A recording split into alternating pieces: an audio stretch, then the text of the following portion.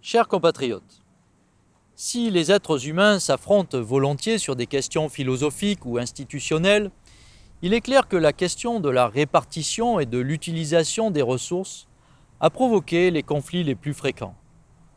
Pour satisfaire leurs besoins primaires, puis pour contenter des appétits de domination ou de possession, les individus et les groupes humains se sont opposés, combattus, massacrés.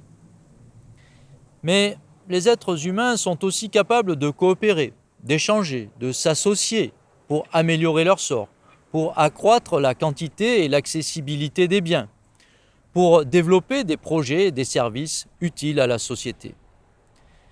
Quelles que soient ces modalités, l'économie demeure un sujet politique central et le débat sur l'axe économique reste vif entre une gauche qui privilégie l'égalité et une droite qui privilégie la liberté.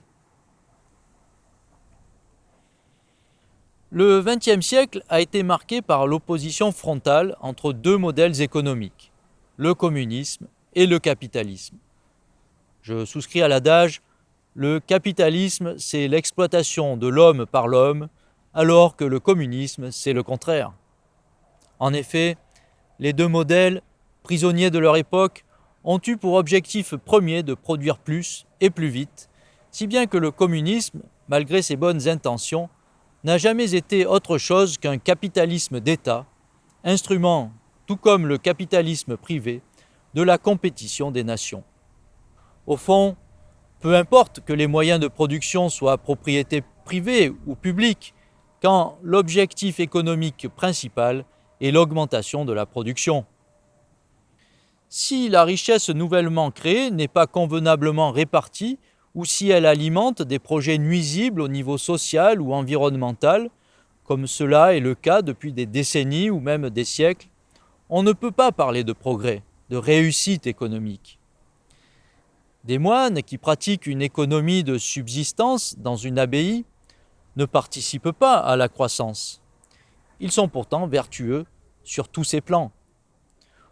Au final, ce qui compte vraiment pour l'économie, c'est qu'elle permette un juste partage, qu'elle satisfasse les individus, qu'elle bonifie leur environnement, bref, qu'elle apporte un bienfait à la société. On accuse souvent le libéralisme économique, la libre entreprise, la concurrence, le contrat, le profit, d'être la cause de tous nos maux. Je trouve cela absurde. Le libéralisme n'est rien d'autre que le fonctionnement normal de l'économie depuis la nuit des temps. Même avant l'invention de la monnaie, les êtres humains cherchaient à faire de bonnes affaires en exploitant des ressources, en produisant des biens, en les échangeant contre d'autres biens, des services ou du travail. Qu'y a-t-il de malsain à cela ? Le libéralisme n'empêche aucunement la solidarité, le mutualisme et même une forme de communisme non étatique de s'exercer, par exemple dans les entreprises coopératives. Le problème n'est pas dans le libéralisme, mais dans l'abus de position dominante qui aboutit, en l'occurrence, à l'ultralibéralisme. Longtemps, on n'a pu compter que sur la loi religieuse ou la magnanimité des despotes éclairés pour limiter les comportements abusifs en économie comme ailleurs. Depuis quelques siècles, nous avons un outil plus performant, l'État. Cependant, l'État a rarement été à la hauteur. Certes, il a pu interdire des pratiques infâmes comme l'esclavage, mais la plupart du temps, l'État lui-même est soumis à la domination des puissances d'argent ou à l'obsession de sa propre domination sur les masses laborieuses ou encore à la compétition avec les autres États. Sans un État fort, indépendant, impartial, intelligent, capable d'imposer des lois coercitives et de faire des choix, l'économie subit les dérives dominatrices et irresponsables des êtres humains. Il est donc stupide d'opposer libéralisme et étatisme. Au contraire, ils sont complémentaires. Le libéral-étatisme que je défends est la voie par laquelle nous pouvons assurer la dignité de tous, ce qui devrait être l'objectif final de toute politique économique. La première dignité est de pouvoir vivre décemment de son travail. Or, plusieurs phénomènes vont à l'encontre de ce principe. Il y a d'abord le découplage entre la difficulté d'un travail et le revenu qui en découle. Parfois, dans une même entreprise, l'échelle des salaires va de 1 à 100, voire plus. Qui peut croire que le savoir ou le savoir-faire d'une personne vaut 100 fois celui d'une autre? Par ailleurs, les plus bas revenus du travail n'offrent pas un pouvoir d'achat suffisant, compte tenu des charges incontournables d'un ménage, notamment celles afférentes au logement ou à l'énergie. Enfin, des allocations diverses et variées, sans contrepartie, offrent des revenus de substitution proches des plus bas revenus du travail, ce qui dévalorise le travail en lui-même et crée des tensions entre allocataires, travailleurs et contribuables. Je ne suis pas favorable au revenu universel. Il faut plutôt aller vers le droit au travail.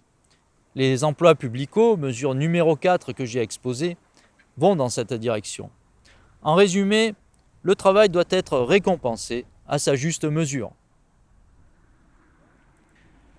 Je propose d'établir la progressivité des cotisations sociales. Nous connaissons la progressivité des impôts sur le revenu, où plus on gagne d'argent, plus le taux d'imposition est élevé. Il n'en est curieusement pas de même pour les cotisations sociales où, sauf exception, le taux est fixe quelle que soit la rémunération perçue. Autrement dit, il y a proportionnalité et non progressivité de la participation au système de sécurité sociale.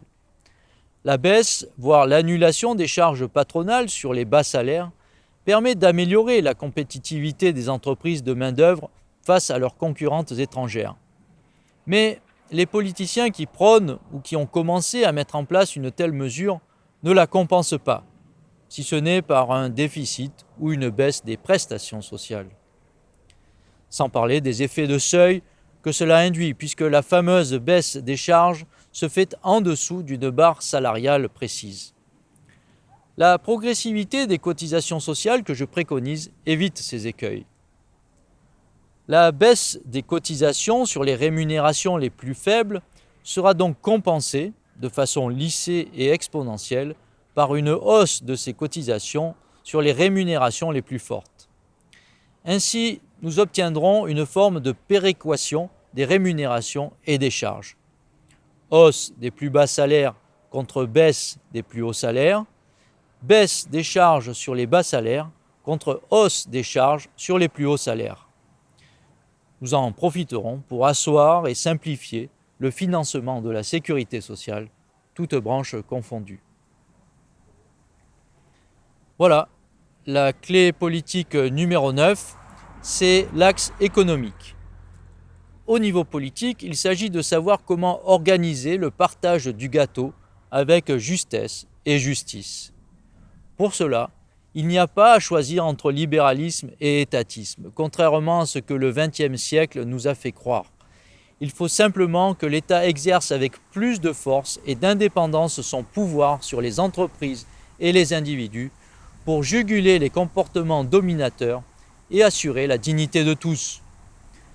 En transférant du pouvoir d'achat des travailleurs les mieux rémunérés vers les moins bien rémunérés et en instaurant la progressivité des cotisations sociales, le travail, la sécurité sociale et les entreprises de main-d'œuvre seront stimulées. Soyons justes, économes et efficaces.